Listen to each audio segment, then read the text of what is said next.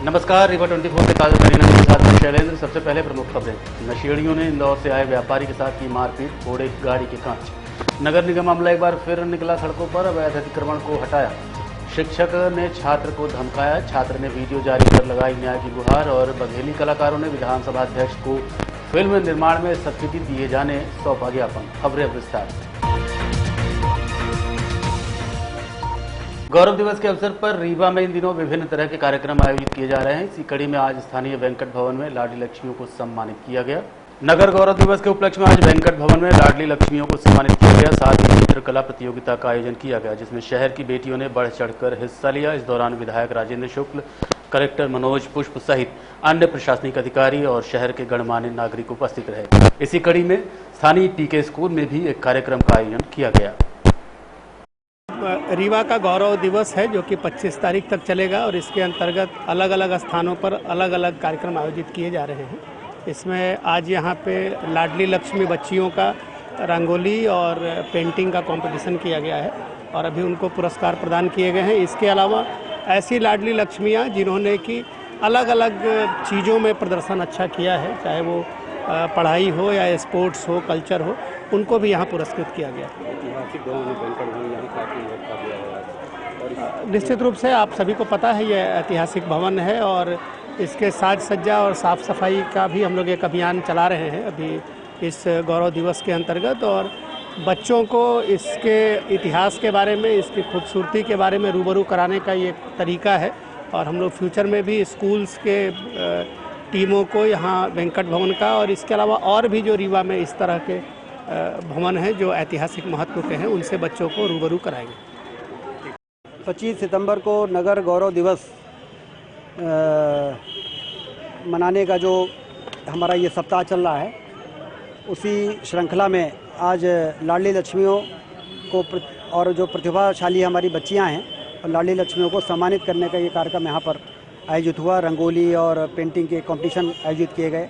इसके पहले जो बच्चियों के कंपटीशन हुए उनके पुरस्कार वितरण का कार्यक्रम और बच्चों में इस बात की भावना को डालना कि पिछले 15 सालों में रीवा जो विकसित हुआ है उसमें बाण सागर की योजना का जो योगदान है वो 25 सितंबर को ही शुरुआत हुई है और इससे रीवा तेज़ी के साथ तरक्की की दिशा में आगे बढ़ा है।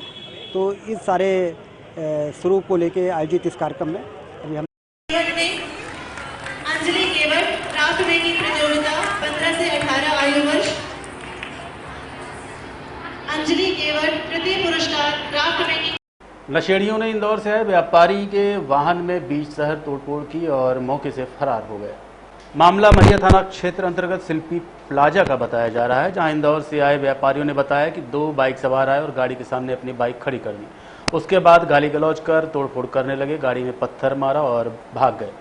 उन्होंने कहा कि उन्होंने घटना का वीडियो बना लिया है। घटना की सूचना मिलते ही मौके पर तुरंत पुलिस टीम पहुंची, लेकिन तब तक अपराधी फरार हो चुके थे।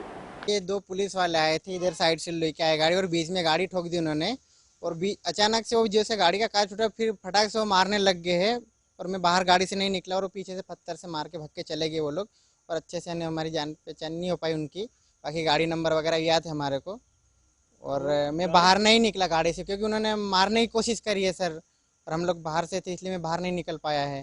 2 लोग थे पुलिस वाले? हाँ, 2 पुलिस वाले थे और दारू भी पिए हुए थे सर, वो लोग ड्रिंक किए हुए थे। क्या उनकी पहचान है आपके पास? कोई पहचानते हैं आप उनको? जी सर, वो उनका वीडियो है हमारे पास, मोबाइल द्वारा वीडियो ही बनाया गया है। और बाकी गाली गलौज करी सर उन्होंने माँ बहन की। क्या कह रहे थे? माँ बहन की गाली करी कि तुम बाहर उतर जाए, तेरी माँ चोद दूंगा। बहुत नंगी नंगी गाली दी सर उन्होंने मेरे को, लेकिन मैं बाहर नहीं निकल पाया, गाड़ी का कांच नहीं निकल। सर हम लोग इंदौर से आए हैं यहाँ पे। व्यापारी है? जी सर, मैं ड्राइवर हूँ सर, मेरा नाम महेंद्र भाबर है। तो क्यों मारना चाहते थे आपको? सर क्योंकि वो दारू पिए हुए थे और वो हम लोग बाहर के, इसलिए वो फायदा उठाना चाह रहे थे गाड़ी नंबर देख के। क्या नाम है आपका? मेरा नाम महेंद्र भाबर है, मैं ड्राइवर हूँ सर। बघेली फीचर फिल्म में सरकार द्वारा मिलने वाली सब्सिडी के संबंध में बघेली कलाकारों ने माननीय विधानसभा अध्यक्ष को ज्ञापन सौंपा। बघेलखंड के जिले के सभी कलाकारों द्वारा राजेश पांडे, प्रदेश मंत्री भाजपा के नेतृत्व में सम्मानीय विधानसभा अध्यक्ष गिरीश गौतम को बघेली बोली के विकास एवं उत्थान के संदर्भ में ज्ञापन सौंपा गया। साथ ही अवगत कराया कि बघेल खंड की बघेली बोली लगभग 1 करोड़ लोगों से ज़्यादा बोली जाती है, समझी जाती है। इसके अलावा उत्तर प्रदेश के बहुसंख्यक जिलों के अलावा अन्य पड़ोसी हिंदी भाषी राज्यों में जैसे उत्तर प्रदेश और बिहार के बहुत सारे क्षेत्रों में समझी जाती है।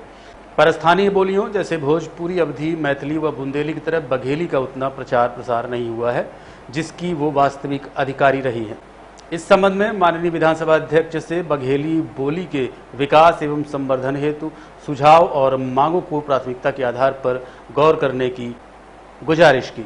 साथ ही शासन स्तर पर सभी कलाकारों द्वारा मांग रखी गई कि बघेली बोली में फीचर फिल्म, कथा चित्र बनाने हेतु शासन स्तर पर सब्सिडी पूरे बजट के साथ उपलब्ध कराई जाए जैसे अन्य राज्यों में दी जाती है। बघेली बोली को विशेष सांस्कृतिक विरासत के रूप में संरक्षित करते हुए इसको प्रादेशिक, राष्ट्रीय और अंतर्राष्ट्रीय स्तर पर पहचान दिलाने शासन स्तर पर विशेष प्रयास किए जाएं।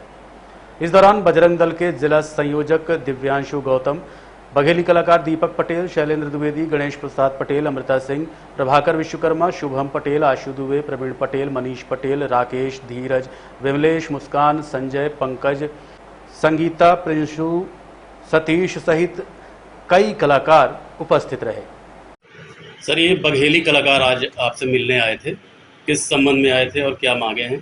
सबसे बड़ी मांग ये है कि बघेली बोली के आधार पर जो भी फिल्में बनती हैं, यूट्यूब वाली बनती हों या सिनेमा पर्दे वाली बनती हों, छोटे पर्दे वाली बनती हों, उनको अभी किसी तरह का शासकीय जो सब्सिडी मिलती है अनुदान वो नहीं मिल रहा है। तो जिससे हमारी बघेली अभिनयी बोली को जिसका उत्साहवर्धन होना चाहिए पिक्चर के माध्यम से हम नहीं कर पा रहे हैं।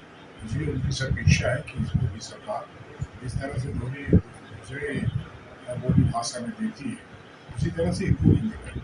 यहीं से सब ये मिले रहे और ये कहीं के कभी से बात करी है, उनका अर्जी ले लिया है, उनका ज्ञापन ले लिया है और हम मनवाई लाना अपनी तरफ से हम मुख्यमंत्री जी का जाके बात करें, सबको मिला था लोग मिलना चाहिए आगे।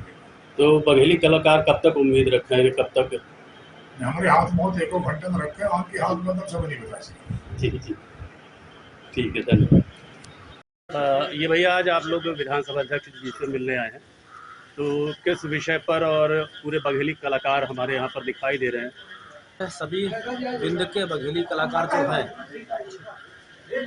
बघेली फिल्म बनाते तो हैं लेकिन कोई सुविधा सरकार की ओर से मिलती नहीं है। इसलिए आज प्रतिनिधिमंडल रीवा, सीधी, सतना और सिगरौली के ऐसे जो बघेली कलाकार ही सभी मिलकर के माननीय विधानसभा अध्यक्ष आदरणीय गिरीश गौतम जी के पास आए थे, उनसे अपना ज्ञापन भी दिया है। जिस प्रकार से भोजपुरी फिल्म है या अन्य कोई फिल्मों के लिए अनुदान मिलता है, ऐसे वो अनुदान बघेली फिल्मों के मिलना चाहिए, इसी को ज्ञापन लेकर सभी लोग आए थे। अभी किन समस्याओं का सामना करना पड़ रहा है इन कलाकारों को, कुछ इस विषय में? अब ये तो बघेली के जो कलाकार है यही बताएंगे, बताइए जी। सब जनों का प्रणाम। हम बघेली कलाकार दीपक पटेल। जैसा कि ज्ञात है अपन एक कलाकार हैं, तो हम जैसा कि यहाँ काम करी थे तो मूलभूत जो सुविधाएं होती हैं, जैसा कि आम व्यक्ति की मूलभूत सुविधाएं रोड होती हैं, सड़कें होती हैं, लेकिन हमारा कलाकारन के होता है लोकेशन एक फिल्म सिटी बहुत बड़े लेवल के है, लेकिन एक छोटा स्थानों भर नहीं है कि हम पास यहाँ कुछ सूट कैसी ना लोकेशन है, ना हॉस्पिटल, ना थाना, मतलब ऐसा कुछ हमें पास जब जरूरत पड़ी थी, ताकि जब एक इंडस्ट्री बनाती थी सब चीज़ के तौर पर जरूरत पड़ा करती। तब यहाँ कोनो कह सकी थे कि है ये नहीं है। हम 5 जुगाड़ से काम करा करी थे जो अपने बघेली में हिंदुस्तान में चला करा थे। तो वहाँ सरकार से है मांगी कि जो हम 5 फिल्म बनावे वाले हैं या फिल्म बनती हैं और वह सब्सिडी जो हुआ करा थे, जैसे अन्य राज्यों में भोजपुरी, हरियाणवी, पंजाबी में जब टोटल बजट के लगभग 30 से 35 से 40-50% जो मिला करते हैं।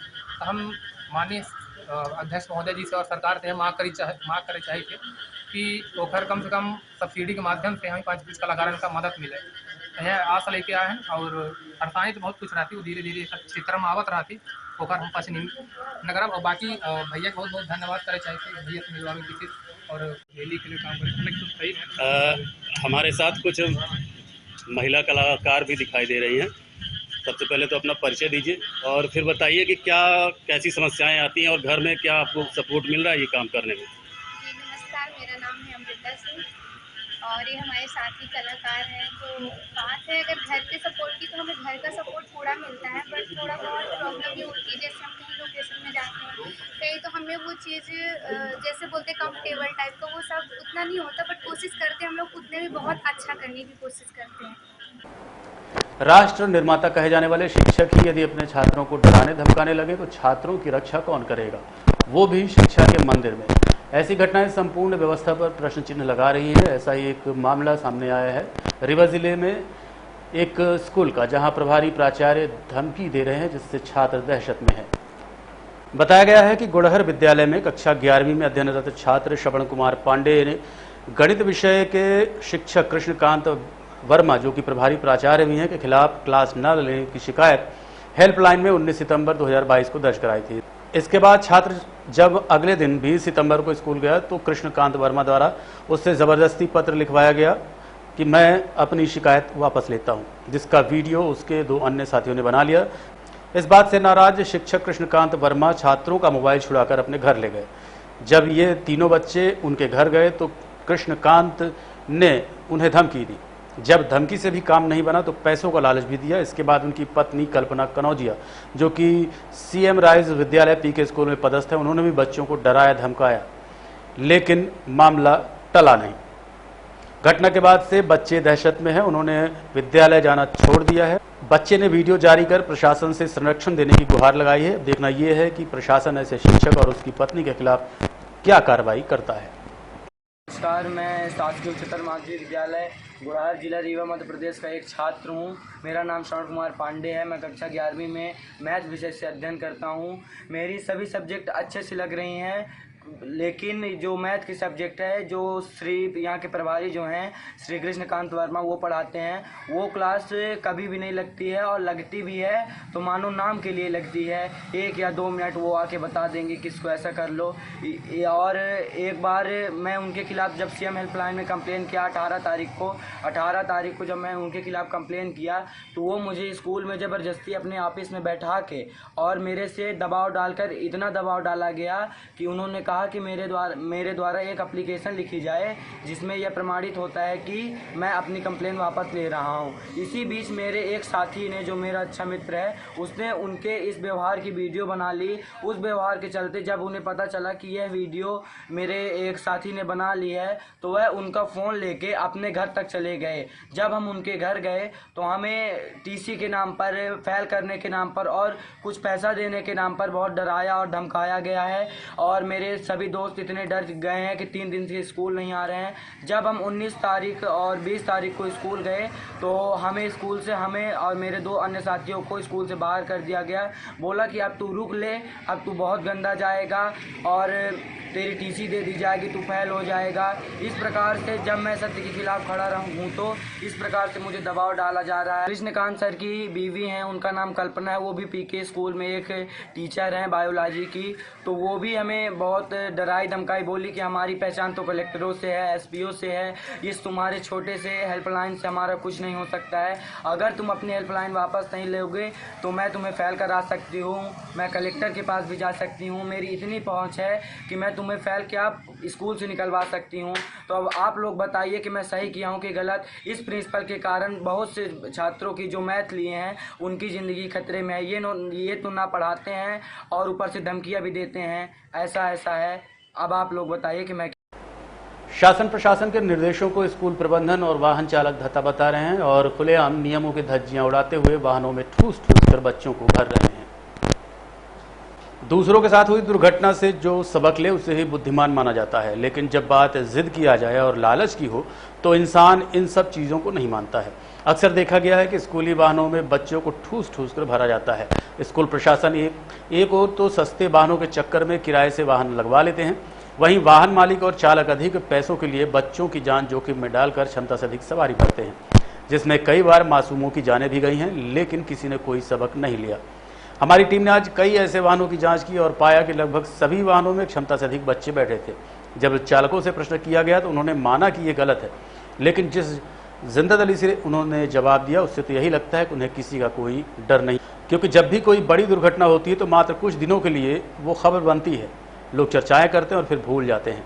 इस संबंध में हमने कई वाहन चालकों से बात की, क्या कहना उनका आप सुनिए। गुड्डू कुमार। ये गाड़ी कहाँ स्कूल में लगी हुई है? हाँ हाँ।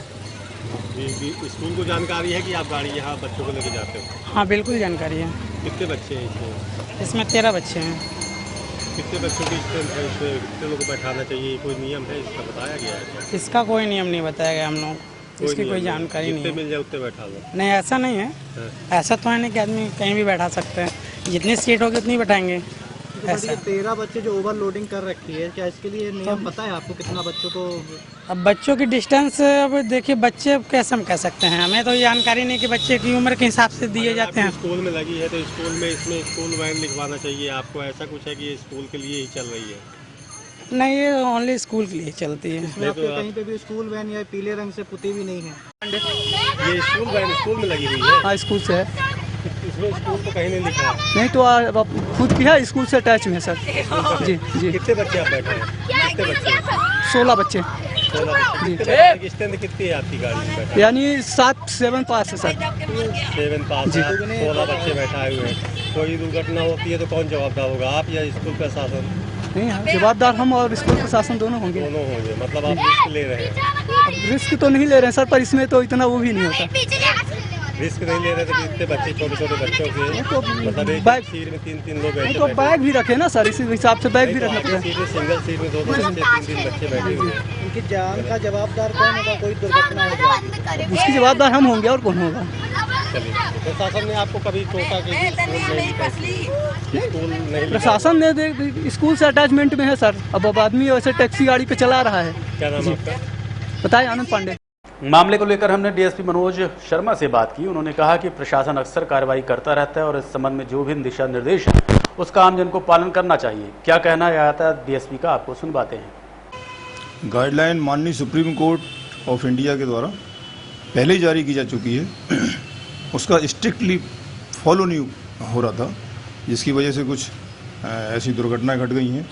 लिहाजा इस समय शासन के निर्देश मिले हैं, ऐसे वरिष्ठ अधिकारियों को भी निर्देश मिले हैं, जो कोर्ट ने गाइडलाइन जारी की हुई है उसका अक्षर से पालन कराया जाए। उसी के पालन में हम लोग स्कूल वैन हैं, स्कूल बसेज हैं, स्कूल में लगी हुई जितनी भी गाड़ियां, उन सभी गाड़ियों की सघन चेकिंग कर रहे हैं। इसमें आरटीओ भी शामिल हैं, जितनी भी एजेंसीज हैं वो सभी एजेंसीज में इन्वॉल्व हैं। गाड़ियों में फर्स्ट एड बॉक्स कंपल्सन है, उसमें सीसीटीवी कैमरा भी कंपलसरी है, उसका कम से कम 1 महीने का एटलीस्ट बैकअप होना चाहिए, रिकॉर्ड होना चाहिए, जो उन्हें रखने के लिए बाध्य किया जाएगा। इसी तरह से गाड़ी में अगर जैसे वैन चल रहे हैं, छोटे वाली जो गाड़ियां हैं, उनमें गैस किट लगा रखे हैं इन्होंने, वो गैस किट इलीगल हैं या लीगल हैं उनको चेक करना है। बैठने की व्यवस्था गाड़ियों में ग्रिल साइड में लगा हुआ है कि नहीं, बच्चों के बस्ते रखने की जगह है या नहीं, उसमें चालक परिचालक के अलावा अभिभावक से रिलेटेड कोई ना कोई एक, जैसे अगर बच्चियां हैं तो उनके साथ एक महिला शिक्षिका गाड़ी में हो। इन सारी चीज़ों को देख लगातार कार्रवाई जारी है। अभी पिछले 3-4 दिनों में कम से कम 17-18 बसेस के ऊपर कार्रवाई की गई, जिनमें माइनर फॉल्ट पाए गए हैं। और इसके साथ साथ जो गैस किट के ऊपर भी विशेष ध्यान दे रहे हैं। अभी गैस किट से चलने वाली गाड़ियों को बंद कर रहे हैं, उन्हें हतोत्साहित करना चाह रहे हैं कि इस तरह की गाड़ियां बंद हो जाएं। पेरेंट्स से भी हम लोग अपेक्षा कर रहे हैं कि पेरेंट्स इस तरह की गाड़ियों में बच्चों को ना भेजें। इवन ऑटो में जो पेरेंट्स भेजते हैं, ओवरलोडेड ऑटो चलते हैं, बच्चों को अपनी गोद में बिठा लेते हैं ड्राइवर्स, इसके बारे में हम लोग स्कूलों में जाके भी सचेत कर रहे हैं। उनकी हम लोग फ्रीक्वेंटली मीटिंग भी ले रहे हैं, इनके जो अभिभावक हैं उनकी और जो स्कूल प्रशासन है उनकी।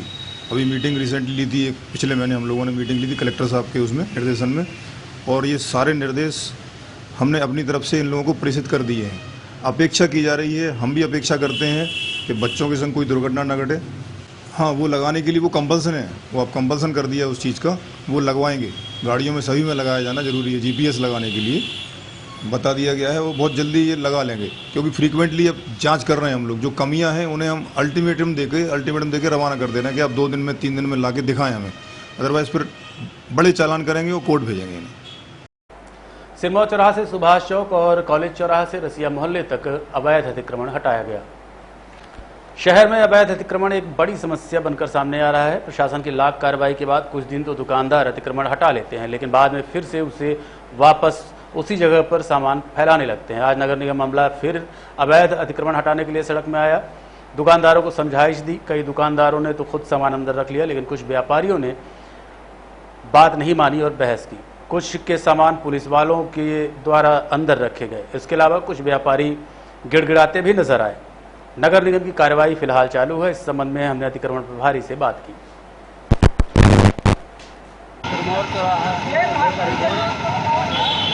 सिरमौर चौराहा से लेकर के सुभाष चौराहा तक सड़क के दोनों तरफ दुकानदारों ने 10-10 फीट 12-12 फीट सेट लगा रखा हुआ था। गाड़ियाँ रोड में खड़ी हो रही थी, तो दोनों तरफ का पूरा सेट हटवाया गया है, जिससे गाड़ियाँ अंदर खड़ी हों और यातायात व्यवस्था सुचारू रूप से चले। और कुशवाहा करते हैं हमारे उन्होंने सुबह से हमारी मदद की। तो यहाँ से लेकर के यहाँ तक हटाया भी है। सिरमौर चौराहा ये 500 सामने जो गड्डी है यहाँ है, पानी करा रहे हैं। फ्लाईओवर के सारे ठेले हटाए गए हैं। फ्लाईओवर के ठेले जिनको जगह भी दी गई है, लेकिन उस जगह में जाने को तैयार नहीं है। यहाँ की जो चौपाटी है, हमने कहा यहाँ सबको इकट्ठा होकर लगाओ, पर इनको भी चौराहे में ही लगाना है। ये वहाँ जाने को तैयार नहीं है। सब्जी मंडी में सब्जी मंडी बनी है, संगरिया के सामने जितने ठेले वाले हैं, इनको बहुत सारे लोगों को संगरिया बिल्डर द्वारा दुकानें भी बना के दी गई हैं। दुकानों के लोग किराए दे के रखे हैं और ये सड़क में ठेला लगाते हैं। इनको रोज़ रोज़ हटाते हैं, तो इधर हटा के गए तो उधर से घूम के आ जाएंगे, उधर हटा के गए इधर घूम के आ जाएंगे। इतनी बड़ी सब्जी मंडी बनी है, 50 लाख नगर निगम की गैलरी में पूरा बंद है। हाँ, उसमें भी कार्रवाई कर रहे हैं। सब दुकानदारों को समझाइश दे रहे हैं कि आप लोग अपना सामान अपने सीमा में रखो, लोगों को निकलने में आने जाने में परेशानी न हो। लगातार मॉनिटरिंग कर रहे हैं और लगातार ये कार्रवाई करते रहेंगे और लगातार कार्रवाई करते रहेंगे। तानसेन कॉम्प्लेक्स में इसके पहले भी कई बार कार्रवाइयाँ हो चुकी हैं, उसके बावजूद भी ये दुकानदार मानने को तैयार नहीं होते हैं। लगातार हम लोग कार्रवाई करते हैं। अब हम लोग चले जाते हैं, इसके बाद पुनः जब तक ये लोगों को समझ में नहीं आएगी, इन लोगों को भी चाहिए कि कम से कम अवेयरनेस जब तक इनके नहीं आएगी तब तक हम कितना भी प्रयास करें कि यहाँ के लोग सुधरने को तैयार नहीं है। ये इतने ठेला वाले इस चौराहे में आपको दिख रहे हैं, सबके लिए मंडी बनाई गई है, सबको स्थान आवंटित है। इसके बावजूद भी कितना प्रयास कर रहे हैं, हम लोग वहाँ नहीं जाते हैं। वहाँ से हटाते हैं तो इधर घूम के आ जाते हैं, उधर से हटाते हैं तो यहाँ घूम के आ जाते हैं और अननेसेसरी फिर दबाव बनाते हैं। और ये चौराहे के फ्लाईओवर हमने हटाया, सबको जगह देने की बात हुई, सबको जगह दिखाए, पर कोई जाने को तैयार नहीं है वहाँ। सुखेत चतुर्वेदी, क्या पद है? अतिक्रमण प्रभारी। चौरी ग्राम पंचायत जनपद पंचायत गंगेय में व्यापक भ्रष्टाचार के मामले में सीईओ जिला पंचायत स्वप्निल बानखेड़े द्वारा गठित जांच दल कार्यपालन यंत्री आर.एस. धुर्वे ग्रामीण यांत्रिकी सेवा संभाग रीवा की अगुवाई में जांच के बाद रिपोर्ट सामने आने से बड़े घोटाले का पर्दाफाश हुआ है। सीईओ जिला पंचायत रीवा द्वारा गठित आरईएस के जांच दल द्वारा जांच रिपोर्ट सामने आने से कई बड़े सवाल खड़े हो रहे हैं। जांच रिपोर्ट में सरपंच, सचिव और इंजीनियर के अलावा सीईओ जनपद और सहायक लेखाधिकारी को भी दोषी पाया गया है। दर्जनों कार्य अभी भी ऐसे हैं जिनके जांच के दस्तावेज उपलब्ध नहीं कराए गए हैं, जिसके चलते उन कार्यों का उचित मूल्यांकन और जांच नहीं हो पाई है। इस संबंध में शिवानंद द्विवेदी ने हमें बताया प्रयास किया। इनके माध्यम से पत्र लिखा गया कार्यपालन यंत्री ग्रामीण यांत्रिकी सेवा को और कहा गया कि जांच टीम बदली जाए। फिर किसी तरह से इस पर हम लोगों ने जांच करवाई है और अभी 23,99,548 रुपये की रिकवरी बनाई गई है। सीईओ जिला पंचायत के द्वारा कारण बताओ नोटिस जारी की गई है 16 सितंबर को, जिसमें मुख्य कार्यपालन अधिकारी जनपद पंचायत गंगेय, सहायक यंत्री जनपद पंचायत गंगेय, उप यंत्री जनपद पंचायत गंगेय, सहायक लेखाधिकारी जनपद पंचायत गंगेय और साथ में तत्कालीन सरपंच और सचिव, इनको इसमें दोषी पाया गया है। इनके विरुद्ध बराबर रिकवरी बनाई गई है और 7 दिवस के अंदर इनसे जवाब मांगा गया है, पैसा वापस भरे जाने के लिए कहा गया है। यदि ये पैसा नहीं भरते हैं तो इनके विरुद्ध सिविल जेल और पंचायत राज अधिनियम 1993 की धारा 92 के तहत कार्यवाही और सिविल सेवा आचरण अधिनियम के तहत कार्यवाही करने के लिए उसमें कहा गया है। तो इस प्रकार से व्यापक भ्रष्टाचार है पंचायतों में और ये जो जांच हुई है इस पूरे एक नेक्सस जो एक है इसका माफिया टाइप का, उसका पूरा एक पोल खोलती है। क्योंकि आप समझ सकते हैं कि किस प्रकार से एक पंचायत स्तर की जांच को एक विधायक मतलब सरकार में बैठे हुए विधायक के द्वारा प्रभावित करने का प्रयास किया गया और फिर वही जांच होती है और जांच में इतनी व्यापक स्तर की भ्रष्टाचार पाया जाता है, इससे इनकी सबकी संलिप्तता इसमें जाहिर होती है। देखते रहिए रीवा 24 न्यूज। मिलते हैं छोटे से ब्रेक के बाद। हड्डी जोड़ एवं रीढ़ रोग तथा स्त्री रोग एवं प्रसूति रोग का इलाज एक ही छत के नीचे। विघ्नहर्ता hospital and trauma centre, hotel landmark के पास, रतहरा, रीवा। डॉक्टर संतोष सोनी, पूर्व चिकित्सक, बॉम्बे हॉस्पिटल, मुंबई। हड्डी जोड़ एवं रीढ़ रोग विशेषज्ञ, छोटे चीरे एवं दूरबीन विधि द्वारा हाथ तथा पैर की हड्डियों का ऑपरेशन। गठियाबात, जटिल एवं बिगड़े हुए फ्रैक्चर का बेहतर इलाज करते हैं डॉक्टर संतोष सोनी। विघ्नहर्ता हॉस्पिटल ट्रॉमा सेंटर में ही स्त्री एवं प्रसूत रोग विशेषज्ञ डॉक्टर शैलजा सोनी भी उपलब्ध हैं, जिनकी देखरेख में नॉर्मल डिलीवरी, सिजेरियन ऑपरेशन एवं बच्चेदानी से संबंधित ऑपरेशन की बेहतर सुविधा। संतानहीन दंपत्ति तत्काल संपर्क करें। विघ्नहर्ता hospital and trauma centre, hotel landmark के पास, रतहरा, रीवा। सुविधाजनक एवं सफल इलाज हेतु आज ही संपर्क करें। विघ्नहर्ता hospital and trauma centre, hotel landmark के पास, रतहरा, रीवा। मोबाइल नंबर 7828781983 अथवा 8462956774 पर। नगर गौरव दिवस के उपलक्ष्य में शासकीय आदर्श विज्ञान महाविद्यालय में आयोजित हुई चित्रकला प्रतियोगिता। नगर गौरव दिवस के उपलक्ष्य में विभिन्न कार्यक्रमों की श्रृंखला में शासकीय आदर्श विज्ञान महाविद्यालय में चित्रकला प्रतियोगिता का आयोजन किया गया, जिसका शुभारंभ अतिरिक्त संचालक उच्च शिक्षा डॉक्टर पंकज श्रीवास्तव व संयोजक डॉक्टर संजीव दुबे ने किया।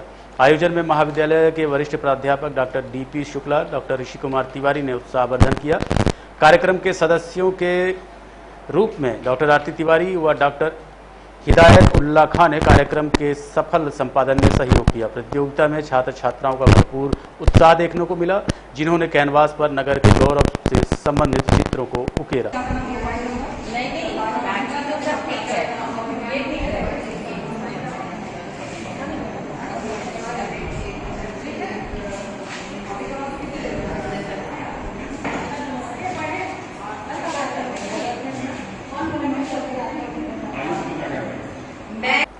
आज के अंक में इतना ही। देखते रहिए रीवा 24 न्यूज। नमस्कार।